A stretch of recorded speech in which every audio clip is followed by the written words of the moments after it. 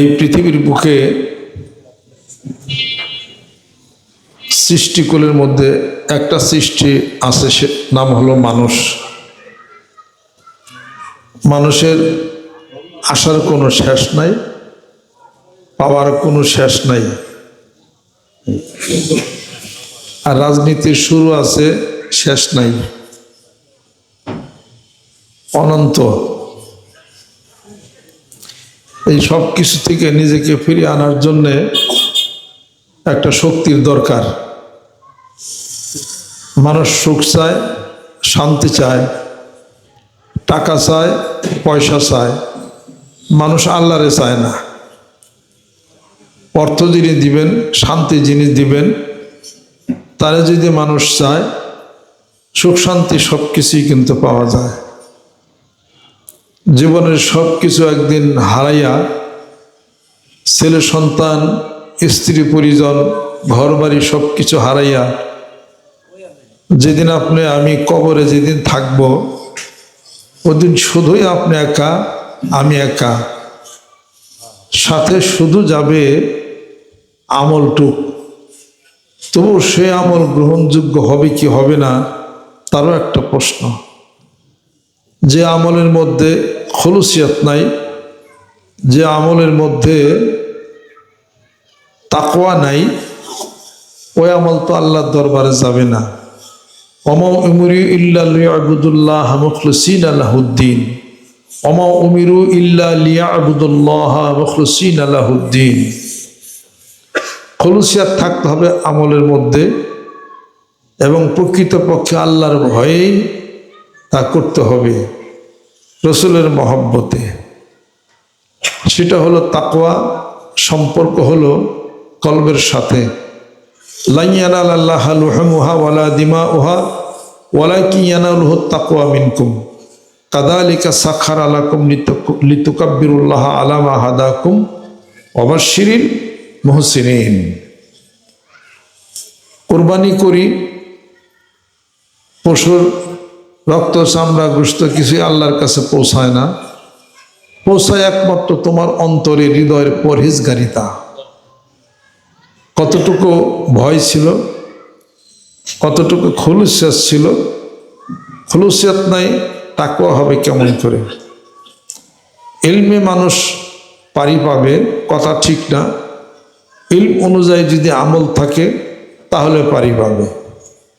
যার ইলম কম সে আমলে পারি পাবে, যার আমল কম সে তাকওয়াতে পারি পাবে, যার তাকওয়াও কম সে সুহবতে পারি পাবে। নেককার আল্লাহওয়ালা মানুষদের সুহবত ইখতিয়ারের কারণে সুরের টানে গ্রস্ত যাবে। মান তাশাব্বাহা বিকওমিন ফাহুয়া মিনহুম। বিড়াল, হযরত আবু হুরায়রা রাদিয়াল্লাহু তাআলা আনহুর সাথে একটা বিড়ালের বাচ্চা থাকতো সব সময়। আল্লাহ নবী সাল্লাল্লাহু আলাইহি ওয়াসাল্লাম ভালোবাসে তাকে বলেন আবু হুরায়রা, বিড়ালের পিতা। নাম ছিল হলো আব্দুর রহমান, আর জাহেলি যুগের নাম ছিল হলো আব্দুস শামস। তো ওই বিড়ালের বাচ্চাও যাবে জান্নাতে। উস্তুনায় হান্নানা, যে কাঠটার সাথে পিকটা লাগাই আল্লাহ নবী সাল্লাল্লাহু আলাইহি ওয়াসাল্লাম খুতবা দিতেন মসজিদ নববীতে, সেটাও যাবে জান্নাতে। ওই আসহাবে কাহাবের মধ্যে ছিল কিতমিনা নামক কুকুরটি, ওটাও যাবে জান্নাতে। লাইগা থাকলেই কাজ। ইলম নাই, কালাম নাই, কোনো কিছু নাই। আল্লাহওয়ালা মানুষদের কাছাকাছি গেছলে আল্লাহর রহমতের বৃষ্টির মধ্যে ভিজা যাবে, আশা করা যায়, আশা করা যায়। মানুষের জাহিরি একটা ইলম, আল ইলমু ইলমান, কিতাবুল ইলম মধ্যে আছে, মিশকাত শরীফের মধ্যে। আল ইলমু ইলমান, ইলম দুই প্রকার। এক প্রকার ইলম হলো আল্লাহর বিরুদ্ধবাদী যারা আছে তাদের বিরুদ্ধে দলিল প্রমাণ প্রয়োগ করা হয়। আরেক প্রকার ইলম হলো কলবের সাথে সম্পর্কিত, ফাযাকাল ইলমুন নাফিউ। এই প্রকার ইলম হলো মনুষ্য জীবনের অনেক উপকার সাধিত হয়। সুবহানাল্লাহ। আর মানুষ স্বপ্ন যুগে যা পায় এটাও একটা ইলম, তবে এটা কোনো দলিল না শরীয়তের, এটা কোনো দলিল না। এটা স্বপ্ন যুগে পাইতে পারে, অনেক জিনিস জানতে পারে, বুঝতে পারে, কোনো শরীয়তের কোনো দলিল না। নবীদের স্বপ্ন শরীয়তের দলিল, নবীদের স্বপ্ন হলো ওহী। সাধারণ মানুষ ঘুম আসলে উজু যায়, নবীদের ঘুম আসলে উজু যায় না। আইনহু নাইমাতুন ওয়া কলবুহু ইয়াকজান, কল্ব সদা জাগ্রত থাকে। নবীদের ঈমান কমে না, শুধুই বাড়ে। সাধারণ মানুষের ঈমান কমে, বাড়ে। দলিল ইস্তিদলাল প্রকাশ করেছেন বুখারী রাহমাতুল্লাহ আলাইহি, লিয়াজদাদু ঈমানাম মা ঈমানিহিম।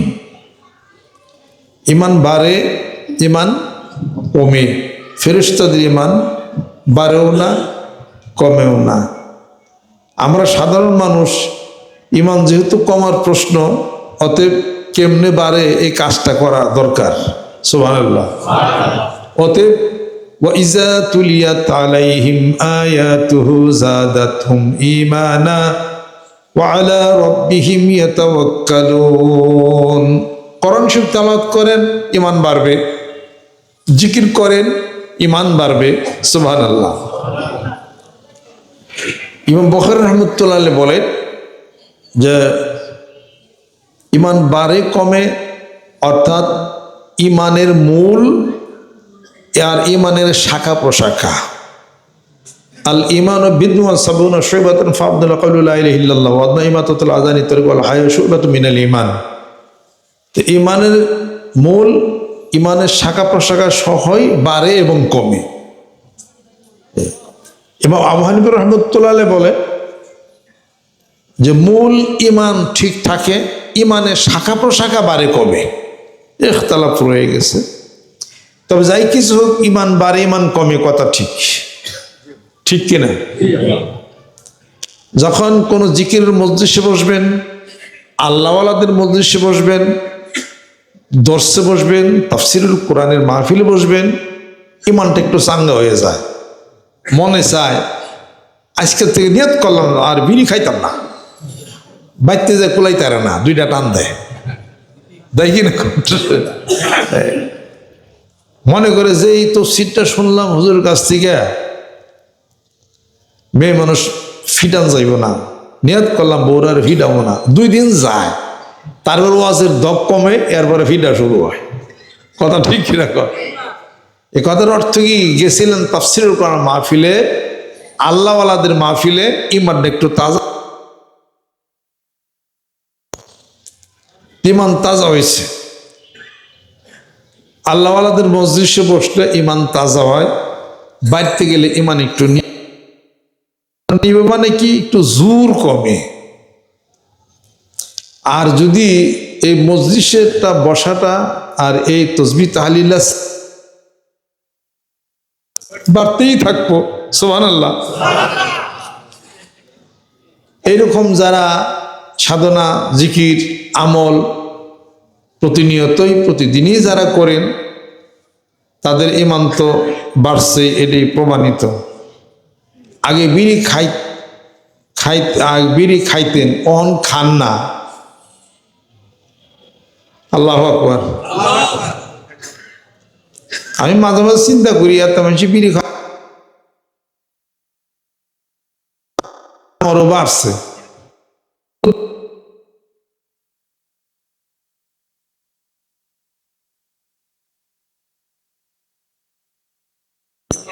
আমার কথা, আমরা তো বিড়ি খাওয়া বাদ দিছি, তো বিড়ির দাম বাড়ছে কে?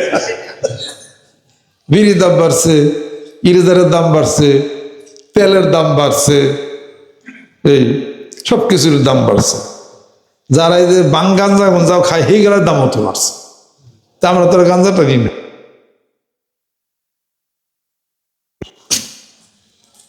সবই দাম বাড়ছে, সব কিছুর বাড়ছে। দাম বাড়ার পিছনে তো অনেক কারণ আছে। জনবিস্ফোরণ হয়েছে না, আসলে 7.5 কোটি, এখন হয়েছে 3.5 কোটি, 18 কোটি না, সুবহানাল্লাহ, এখন হয়েছে 18 কোটি। তো 7.5 কোটি মানুষের যে চাইল খাইছে, চাইল ডবল লাগে না? 3-4 গুণ চাইল লাগতেছে। ওই পরিমাণ কি দেশের উৎপাদন আছে? নাই। তো বাড়বই তো। এটা হুজুর দোষ কি? এটা হুজুরদের দোষ এক জায়গায় আছে, আমি কইয়া দিই তালাশ করে। ইমাম সাহেব যদি থাকেন ডানি ভাই শুনে, হুজুরদের একটা দোষ আমি তালাশ করে পাইছি, একটা দোষ আমি তালাশ করে পাইছি। যারা যারা হুজুর দোষে তাকে বিয়ার কলমা যদি না দিত, তাকে কি অবস্থা হইত শুনেন। এই এক দোষ পাইছি।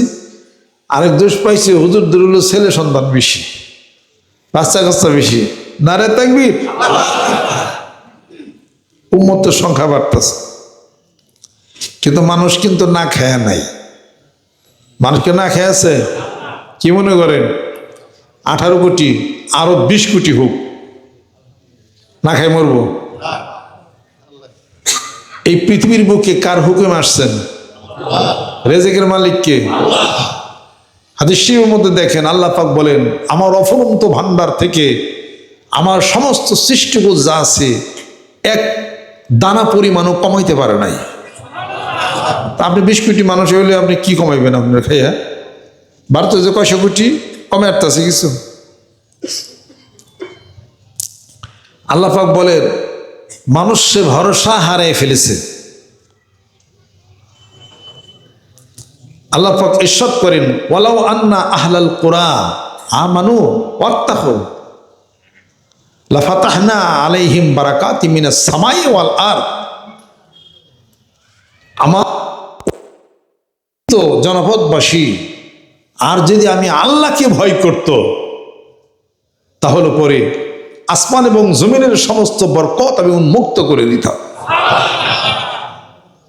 তারপরে তো আল্লাহ পাক না খায় মারে নাই। কবে? এখন থেকে প্রায় 50 বছর আগে আকাল পড়ছিল, এর মধ্যে তার আকাল টাকাল পড়া নাই। আর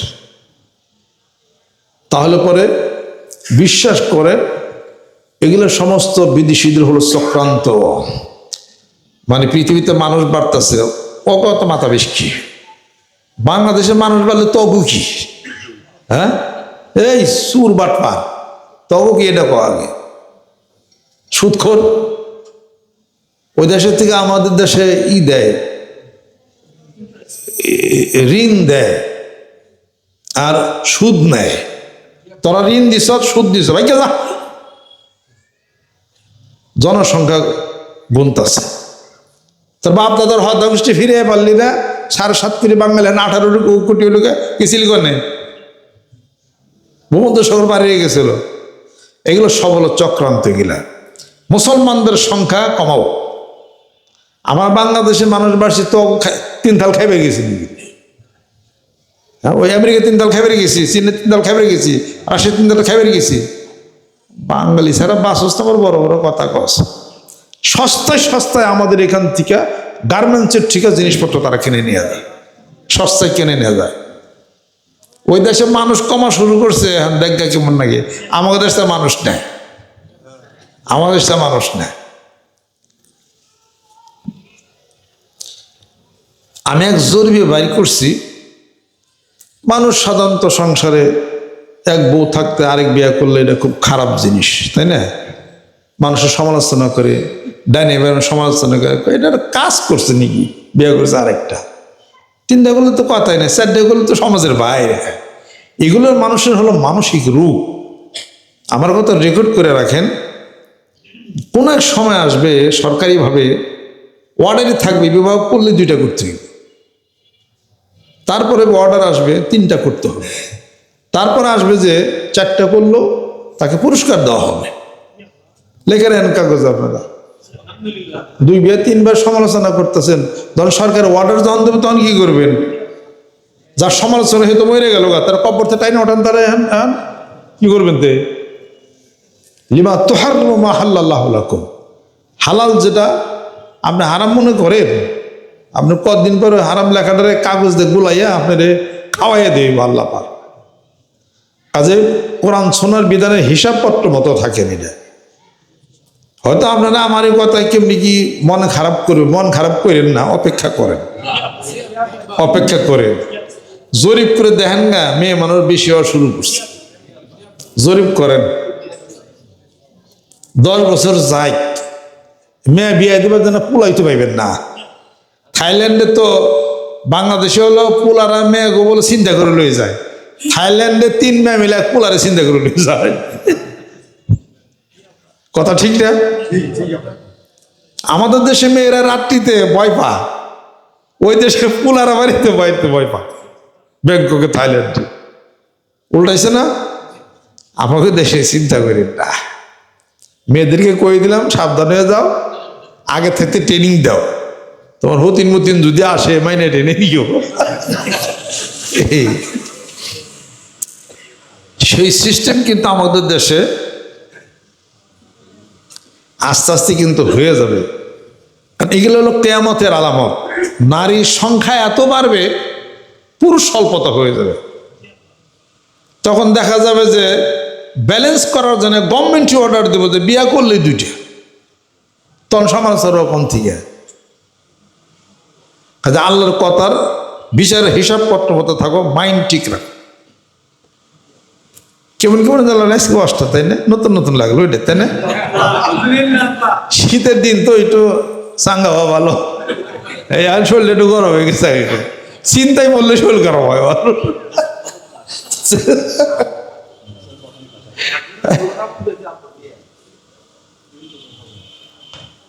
না ওগুলো হলো ইসলামের বাইরে, 16টা বিয়া ইসলামের। বিদেশেও তো এরকম আছে, তাতে ইসলাম পালন করে না। নামাজ পড়লে সওয়াব কিনা, জোরে কর। নামাজ পড়লেও গুনাহ, নামাজ পড়লে গুনাহ না? হ্যাঁ গুনাহ। মেয়েদের শরীর খারাপ যখন হয় তখন নামাজ পড়লে তো গুলেই। কথা ঠিক কিরকম? আর দিনে তিন সময় যদি দিনে নামাজ পড়েন তাহলে তো গুনাহ হারাম। বেলা ওঠার সময়, ঠিক মাথায় যখন বেলা সোজা থেকে ওই সময়, ঠিক বেলা ডোবার সময়। নামাজ তো সব, নামাজ তো সব। দিনে 3 সময় নামাজ পড়া হারাম। কথা ঠিক কিনা? তাহলে বোঝা গেল কি, ইবাদত, যার ইবাদত করব তিনি যে নিয়ম বলে দিয়েছেন ও নিয়মের বাইরে গেলেই ওটা আর ঠিক নেই। আপনি দিয়েছেন 7 চক্কর আল্লাহর ঘর, আপনি যদি মনে করেন যে টেয়া এত টেয়া দেওয়া যাইছি রে, 7 চক্কর করে 3 চক্কর বাড়িয়া দে, 10টা বাইরে দিলাম আর কি, তো হইব? পুরো নিয়ম তো 7 চক্কর দেওয়া। 7 পাক দেওয়ার পরে অজিব তফ 2 রাকাত তাবাজ পড়বেন আপনি, এটা অজিব। আপনি 13 চক্কর মাইরা দেন, এত টাকা দেওয়া হয়ে গেছেন, টাকা দিয়ে যেহেতু স্যান্ডেল কিলো ওই কি 10 নম্বর যে দাম, 12 নম্বর এই একই দাম, টাকা দিয়ে 12 নম্বর কিনে নিয়ে যাই।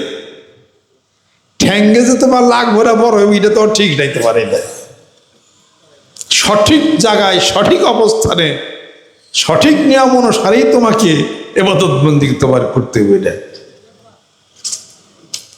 ফজর নামাজ 2 রাকাত আল্লাহ পাক দিছে, তুমি এখন 6 রাকাত পড়লেই বইটা। আল হজ্জ আল আরাফাত, আরাফার ময়দানে জিলহজের 9 তারিখে বেলা ডোবা পর্যন্ত অপেক্ষা করতে হবে। আসর নামাজ পড়ে যদি মনে করেন যে বেলা তো আইজ ডুববো, কাইলে ডুববো, আর 10 মিনিট আছে, আরাফার ময়দান থেকে চলে গেলেন, আপনি তো কপালে, আপনি তো হস্ত, আপনি শেষ। আপনার মাগরিব পর্যন্ত, আজান পর্যন্ত অপেক্ষা করতে হবে। মাগরিবের নামাজ পড়তে পারবেন না, মুজদালেফাতে আইসা মাগরিব এশায় একসাথে পড়বেন। এটা হলো নিয়ম, সিস্টেম। আপনি সিস্টেমের বাইরে ছিলেন, আপনার রইব। সাফা মারোয়া 7 চক্কর দিবেন, 7 চক্কর 3.5 পাকে 7 চক্কর হয়ে যায়। ওখানে আপনি 15টা দেন বসিয়া, আরে বিবি হাজার এখানে কান্না কেটে পারছে, উনি নয় পাত্র মাত্র আসলে দৌড়াইতে পারি না। আমরা তো শক্তিশালী মানুষ, আমরা তো দৌড়িয়ে পারি, মার 20 চক্কর, তাহলে ছাই হইব। নিয়ম মতোই তো আপনাকে করতে হবে এটা। আস্তাগফিরুল্লাহ আস্তাগফিরুল্লাহ। কাজে আল্লাহ পাক নিয়ম বলে দিয়েছেন। আল্লাহ পাক যে নিয়ম, হুদুদ, তার সীমা লঙ্ঘনের বাইরে সীমা লঙ্ঘন করা যাবে না। একজন তার বউর উপরে রাগ হচ্ছে খুব, 13 তালাক দিয়ে দিছে। বউ জিজ্ঞেস করছে, তালাক দাও ভালো ভালো কথা, শুনছিলাম আমার বাবা তো আলেম মানুষ, 3 তালাক দেয়, তুমি ওর 13টা দিলে, কয় তুই বেশি বাজিস, তার 10টা বেশি।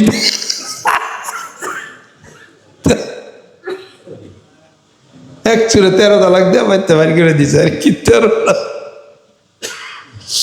এই যাই কিছু হোক আর কি। আস্তাগফিরুল্লাহ আস্তাগফিরুল্লাহ আস্তাগফিরুল্লাহ।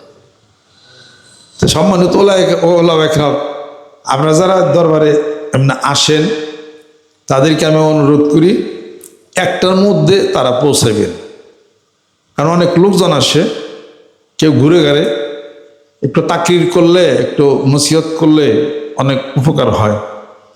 এত মানুষ, এত আগে থাকতে আমার সামলান তো কষ্ট, অসুখ বিসুখ বিমার আজার একটা কথা টথা আসে। একজন আলেম ব্যক্তি থাকলে একটু কথা টথা বলা হয়। সবাই মাগরিবের সময় এলে তো সবাই একসাথে চাপ, আগে থাকতে যে হলো নাম্বার বেশি পাইব, 1টার মধ্যে যে আলেম আসবো তার নাম্বার একটু বেশি হইব। এই মেহরবানি করে আসতে পারে, লোকজন বৈশা যায়, তাই না?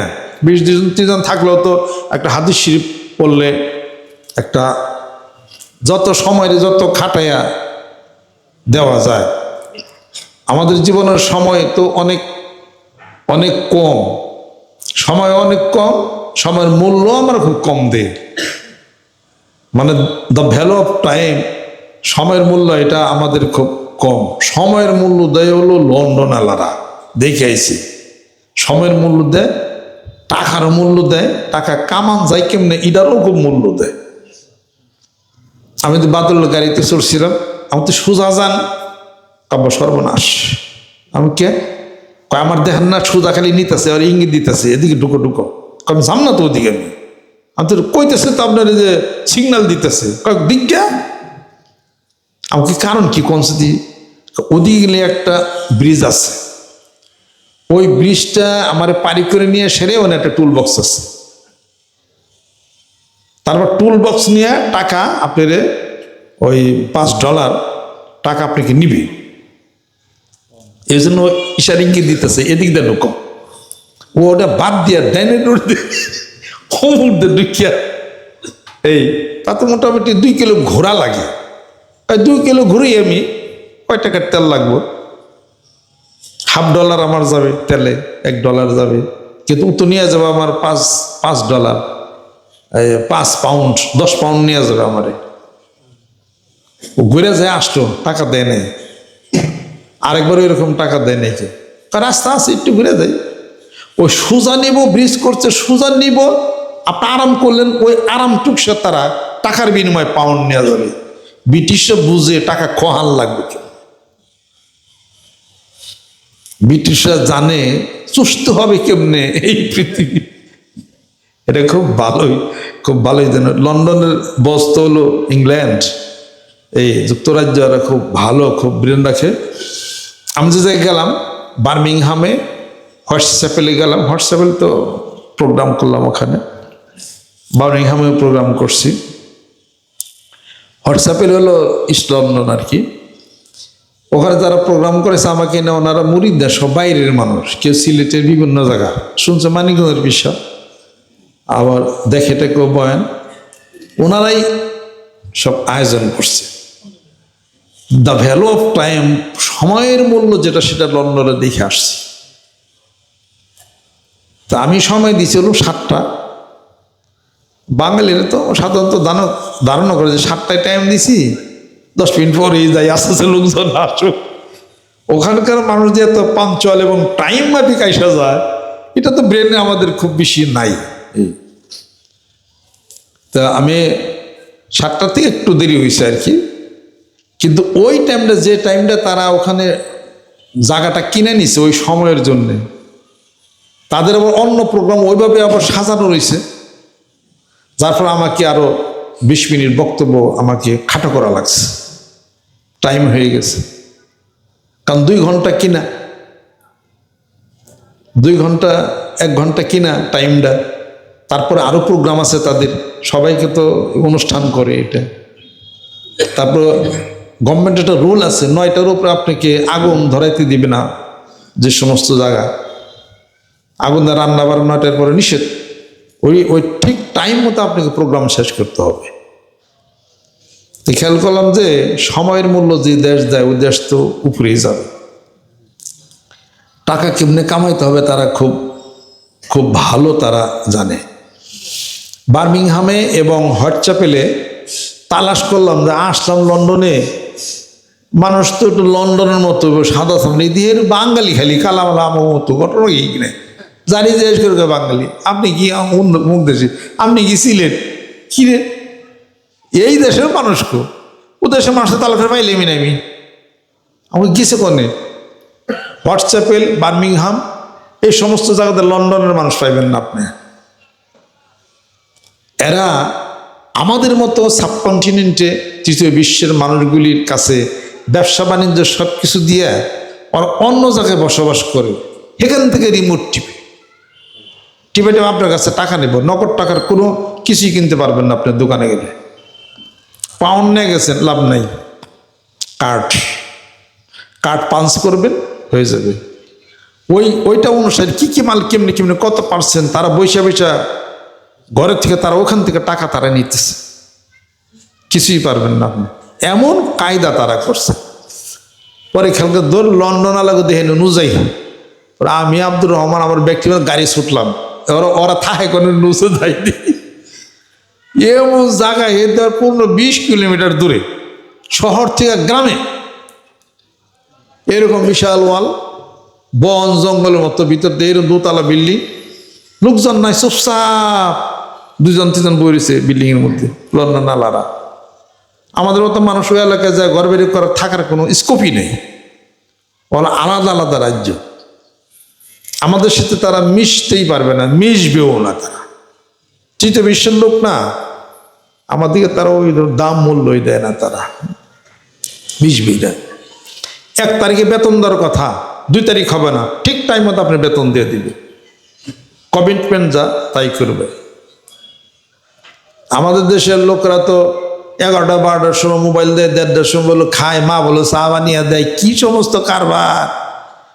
আর ওখানে 9টা বাজার সাথে সাথে রাস্তাঘাট হ্যানত্যান সব একদম বিরান ভূমি, কোনো ঘরে আর লাইট বাতি কিছুই নেই, আর সব শুয়ে পড়ছে 10টার ভিতরে, সব শোয়া সারা ভুরে উঠে যায়, হাত মুখ দিয়ে এইটা ওটা করে, কাজের মানুষ তো নাই, কাজটা করে গাড়িগুলো মেসে ইটি করে সেরা গাড়ি স্টার্ট দিয়ে চলে গেছে অফিসে বা অন্য কোথাও কাজে চলে গেছে। আর আপনি আমি রাত 12টা 1:30 2টা পর্যন্ত জাগি, সকালবেলা ঘুম থেকে উঠিয়া ডিম বাজে, কের বলে আলো ভাজি করে, কের বলে ডায়েল নান্দে, এগুলো করতে করতে 9টা বাজে পান মুখে তো ছুটলো, 80টা বাজার থেকে ঘুরে ঘুরে আসি, এই গেল না বলো বাঙালি।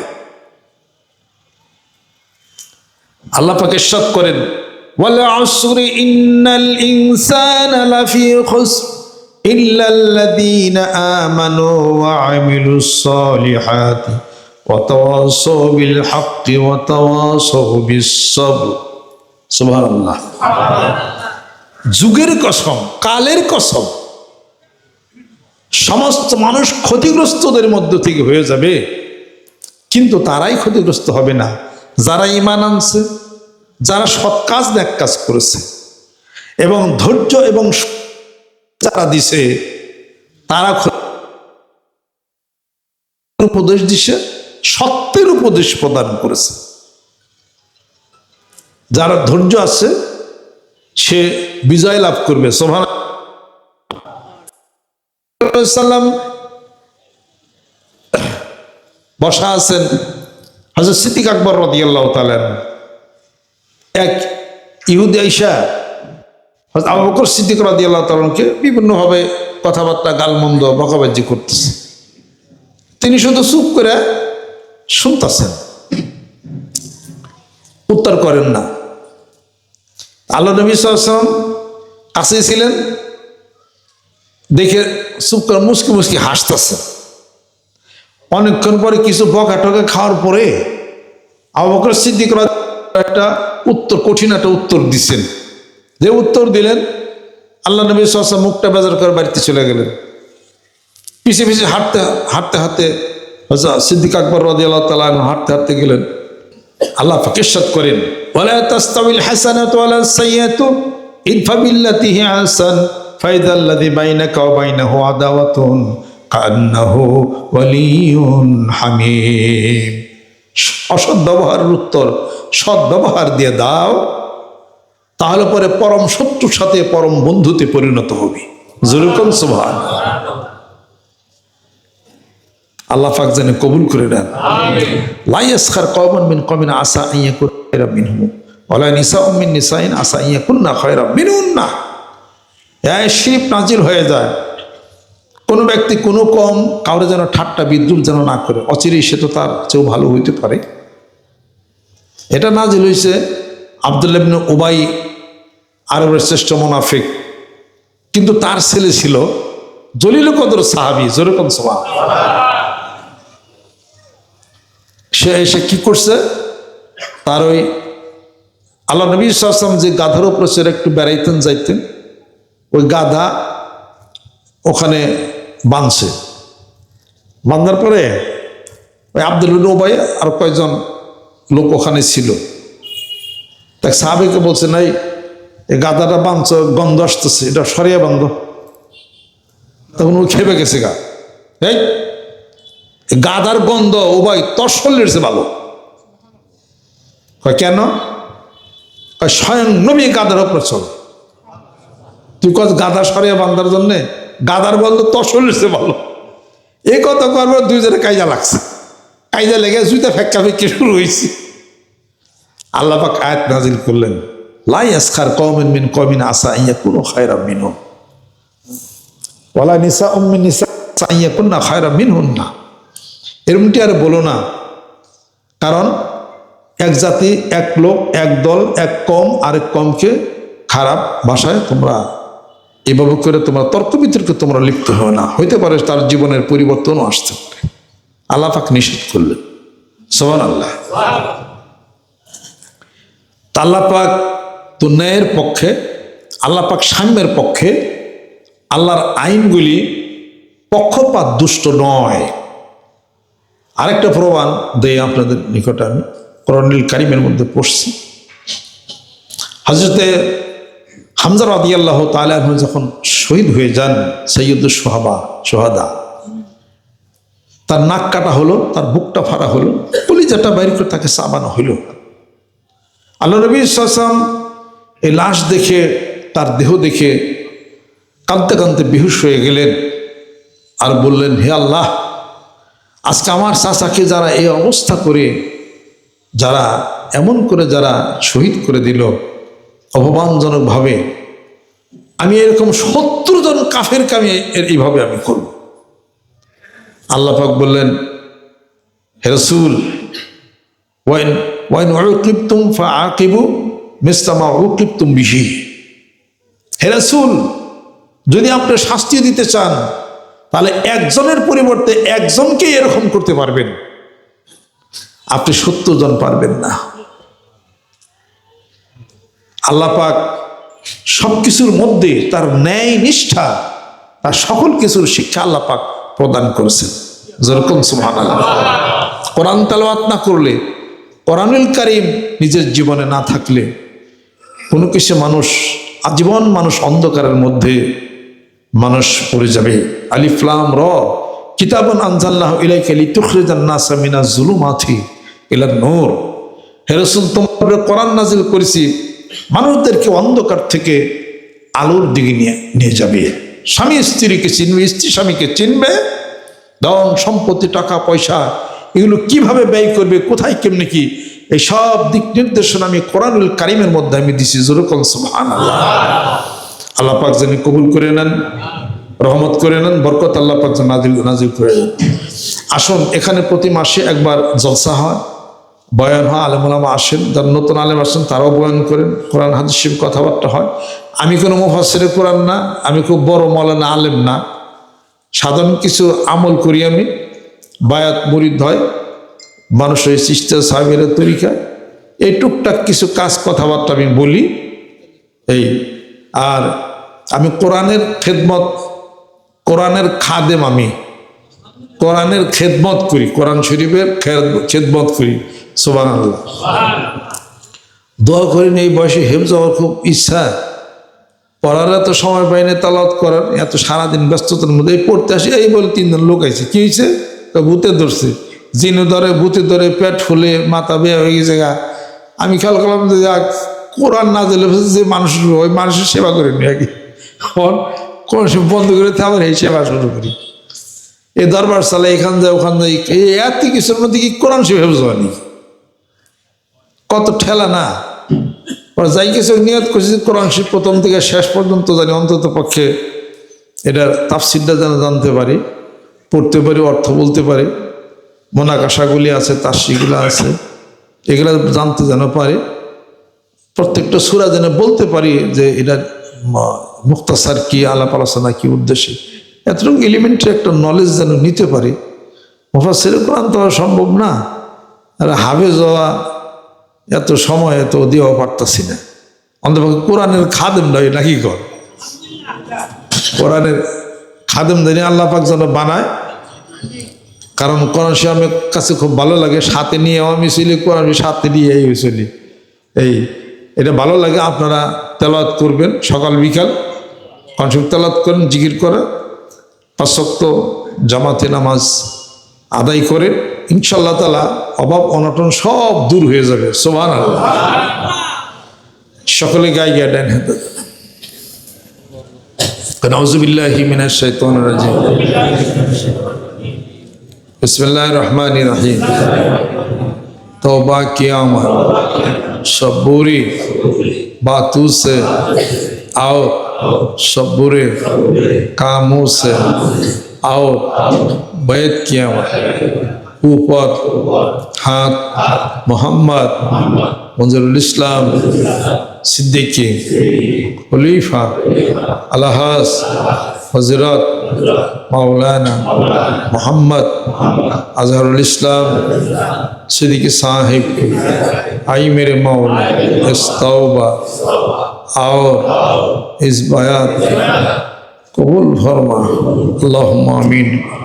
रब्बना आतिना फिद दुनिया हसना व फिल आखिरति हसना ওয়াকিনা আযাবান নার। আল্লাহ মাফ করে দাও, আল্লাহ মেহেরবান হয়ে যান, রহমত বরকত আল্লাহ তুমি নাজিল করে দে, বাইতকে তুমি কবুল করে না, গুনাহগুলি মাফ করো।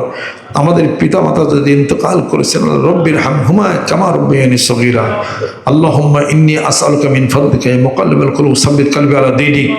اللهم انصر من نصر دين محمد صلى الله عليه وسلم واخذل من خذل دين محمد صلى الله عليه وسلم. اللهم إنا أعوذ بك من الحزن والهم وأعوذ بك من العجز والقسوة ومن غلبة الدين وقهر الرجال. لا حول ولا قوة إلا بالله. فاستجبنا له ونجانا من الغم وكذلك ننجي المؤمنين. আল্লাহ যারা অভাবে সওয়াব মোচন করে দাও, সমস্ত ঋণ পরিশোধ করে দাও, সুস্থতা এনায়েত করে দাও। আল্লাহ দীর্ঘ হায়াত তুমি আমাদেরকে তুমি দিয়া দাও, বাংলাদেশকে তুমি কবুল করে নাও, মারামারি কাটাকাটি হানাহানি আল্লাহ তুমি বন্ধ করে দাও। কোরআন হাদিস আলো প্রত্যেকটি ঘরে ঘরে তুমি জ্বালায় দাও, কোরআন মাফিক জীবন ব্যবস্থা তুমি প্রতিষ্ঠা করে দাও। এই জমিনের তুমি মালিক, এই আকাশের তুমি মালিক, তোমার জমিনে তোমার হুকুমত তুমি কায়েম করে দাও। যারা পিতা মাতাকে, স্ত্রী পরিজন ছেলে সন্তানকে হারাইলাম, আল্লাহ বায়াতের হাদিয়াটুকু তাদের রুহুরে পৌঁছিয়ে দাও। আমার পিতা মাতার রুহুর ইয়ার হাদিয়া তুমি পৌঁছিয়ে দাও। আল্লাহ আজকে ইন্তেকাল করেছেন মানিকগঞ্জ মাদ্রাসার শেখুল হাদিস সাহেব মৌলানা আফসারউদ্দিন সাহেব, আমার উস্তাদ ছিলেন, দোয়া করেন তার জন্য সবাই। আল্লাহ তুমি হিসাব ইয়াসির তুমি দান করো। আল্লাহুম্মা হাসিবনি হিসাবান ইয়াসিরা। আল্লাহ সহজ করে দাও, হিসেব আল্লাহ জান্নাতবাসী তুমি করে দাও। আল্লাহ বায়াতের হাদিয়া, জিকিরের হাদিয়া, ইস্তেগফারের হাদিয়াটুকু তার রুহের উপরে তুমি পৌঁছিয়ে দাও। ওয়াফাবিদু আমরি ইলাল্লাহি ইন্নাল্লাহা বাসীরুম বিল ইবাদ, লা ইলাহা ইল্লাল্লাহ মুহাম্মাদুর রাসূলুল্লাহ।